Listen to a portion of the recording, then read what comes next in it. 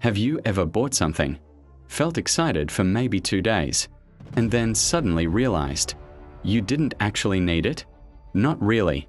And yet, somehow in that moment, it felt important, necessary, almost emotional. A new phone, new clothes, another gadget, another treat-yourself purchase, and afterward, a strange emptiness. So why do we do this? Why does the human brain keep chasing things that don't actually make us happier? Because spending money is rarely just about the product. It's about psychology, identity, emotion, dopamine, loneliness, status, fear, and sometimes a silent attempt to fill something deeper. Today we are diving into the hidden psychology behind irrational spending and how modern life quietly manipulates your mind into buying more than you need. The illusion of "this will make me happy." Advertisements rarely say, "Here's a shirt." Instead they say, "This shirt makes you confident. This car makes you successful. This lifestyle makes you desirable." The product becomes emotionally charged, and your brain starts associating purchases with transformation. You don't buy shoes. You buy the idea of becoming someone new. When you anticipate buying something, your brain releases dopamine, the neurotransmitter linked to reward and motivation. But here's the twist. The dopamine spike often happens before you actually get the item, not after. The anticipation is stronger than the ownership, which explains why browsing feels exciting, adding to cart feels satisfying, waiting for delivery feels thrilling. But once it arrives, the emotional high fades surprisingly fast, and the cycle begins again. The status trap. Humans are deeply social creatures, which means our spending habits are heavily influenced by comparison. You see someone your age traveling the world, someone buying a luxury car, someone living in a beautiful apartment, and suddenly your perfectly fine life feels inadequate. Social media amplified this psychological trap to an extreme level, because now we compare our normal lives to everyone else's highlight reel, and your brain interprets that comparison as social ranking. Thousands of years ago, status helped humans survive. Higher status often meant more protection, more resources, more influence.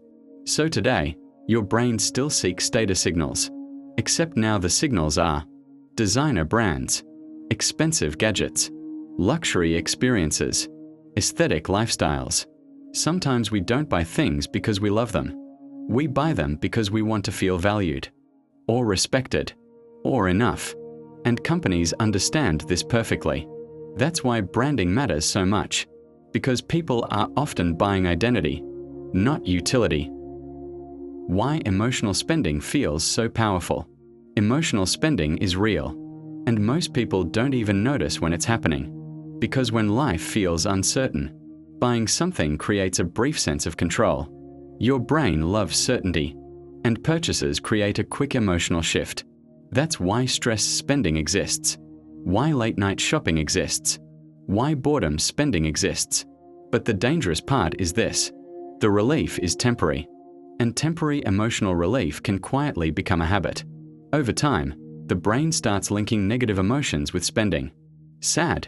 Buy something. Anxious? Buy something. Unmotivated? Buy something.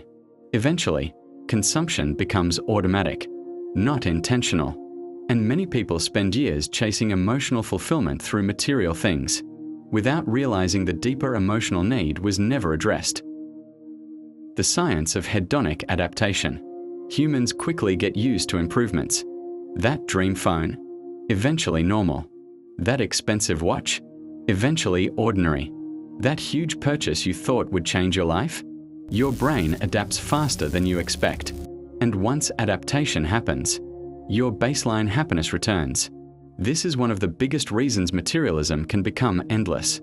The brain always wants the next upgrade, the next hit, the next emotional stimulation. And modern algorithms know this. Every app is designed to keep you wanting more. More products, more comparison, more desire. Attention has become an economy, and your impulses are profitable. How to actually spend better. So how do you stop buying things you don't actually need? Not through guilt, not through extreme restriction, but through awareness. Here are a few psychological strategies that genuinely help. Strategy number 1, pause before purchasing. Create distance between impulse and action. When you want something badly, wait 24 hours, 72 hours, sometimes even a week, because urgency fuels emotional spending. Time restores rational thinking. Often, the emotional craving fades on its own. Strategy number 2, ask, what am I actually feeling? This question changes everything.